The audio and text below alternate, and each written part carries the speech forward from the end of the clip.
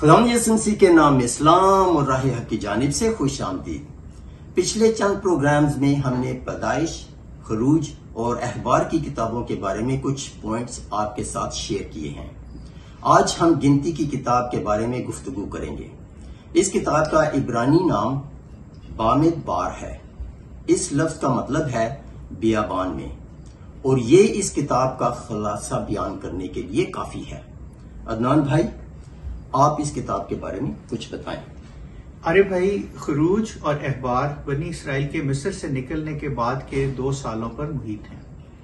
خروج کی کتاب میں وہ مصر کی غلامی سے آزاد ہوئے اور خیمہ اجتماع بنایا، اور اخبار کی کتاب میں خدا نے ان کو ہدایات دی کہ خیمہ اجتماع میں عبادت کیسے کرنی ہے اور پرامز لینڈ میں پہنچنے کے بعد زندگی کیسے بسر کرنی ہے۔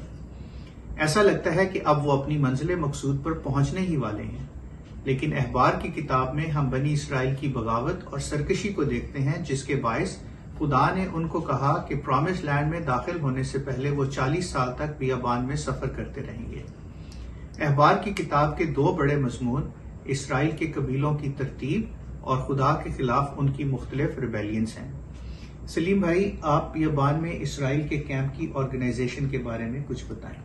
عدنان بھائی، پہلا کرنتھیوں 14 باب کی 33ویں آیت میں پولس رسول کہتا ہے کہ خدا ابتری کا نہیں بلکہ امن کا بانی ہے۔ گنتی کے پہلے باب میں خدا نے موسیٰ کو حکم دیا کہ مردم شماری کرے اور اسرائیل کے قبیلوں کو ترتیب کے ساتھ خیمہ اجتماع کے چوگرد چھاؤنیوں میں تقسیم کرے۔ ہر چھاؤنی میں 3 قبیلے تھے۔ بائبل کے کچھ اسکالر خیال کرتے ہیں کہ اس چھاؤنیوں کی ترتیب سے بیابان میں سلیب کی تصویر بنتی ہے۔ ہم یہ بات پورے کانفیڈنس سے تو نہیں کہہ سکتے، لیکن یہ بات پورے کانفیڈنس سے کہہ سکتے ہیں کہ خیمہ اجتماع کیمپ کے سینٹر میں تھا۔ خدا چاہتا ہے کہ ہماری زندگیوں کا سینٹر اس کی عبادت ہو۔ ہر چھاؤنی کا اپنا جھنڈا تھا۔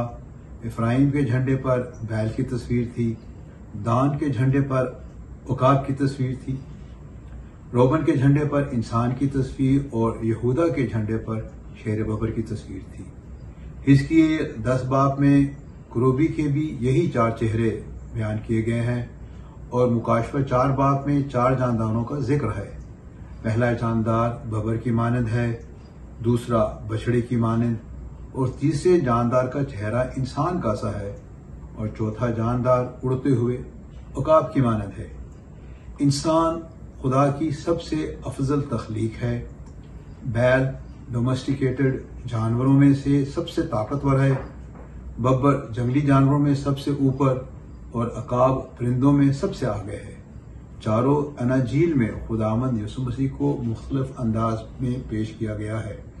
متی میں وہ یہودا کا ببر ہے، مرکز میں بیل کی مانند خادم، لوکا میں ابن آدم، جبکہ یوحنا میں ابن خدا۔ کیمپ کی ترتیب اور جھنڈے کے نشانوں میں خداوند یسوع مسیح کی طرف پوشیدہ اشارے ہیں۔ سلیم بھائی، آپ نے بہت واضح طور پر کیمپ کی تصویر کشی کی ہے۔ مردم شماری کے بعد بنی اسرائیل نے کوہ سینا سے کوچ کیا تو رستے میں لوگ بڑبڑانے لگے کہ ہم مصر میں مچھلی کھایا کرتے تھے اور اب بیابان میں من کے سوا کچھ کھانے کو نہیں ملتا۔ یوں گنتی 11 باب میں کڑکڑانے، بڑبڑانے اور خدا کے خلاف بغاوت کا سلسلہ شروع ہوا۔ 12 باب میں مریم اور ہارون موسیٰ کی بدگوئی کرنے لگے، جس کے باعث مریم 1 ہفتے کے لیے کوڑ میں مبتلا ہو گئی۔ گنتی 13 باب میں وہ دشت فاران کے قادس میں آئے۔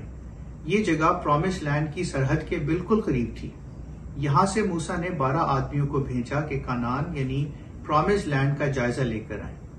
40 دن کے بعد جب وہ واپس آئے تو 10 آدمیوں نے یہ کہہ کر کہ اس سرزمین پر بسنے والے لوگ قداور اور طاقتور ہیں، بنی اسرائیل کے حوصلے کو پست کر دیا، جبکہ 2 آدمیوں نون کے بیٹے یشوا اور یفنا کے بیٹے کالب نے کہا کہ خدا ہمارے ساتھ ہے اور ہم ان پر فتح مند ہوں گے۔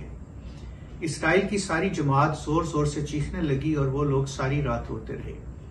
ان کے اس رویے کے باعث خدا نے کہا کہ یہ قوم اب 40 سال تک بیابان میں پھرتی رہے گی، جب تک کہ 20 سال سے اوپر کی عمر کے تمام لوگ بیابان میں ہلاک نہ ہو جائیں۔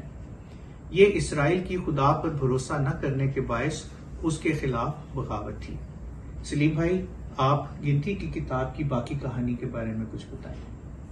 عدنان بھائی، خدا کی واضح ہدایت کے باوجود کچھ لوگ اٹھے اور کینان میں امالیکی اور کنانی لوگوں پر حملہ آور ہوئے، لیکن اس جنگ میں انہیں منہ کی کھانی پڑی کیونکہ خدا ان کے ساتھ نہیں تھا۔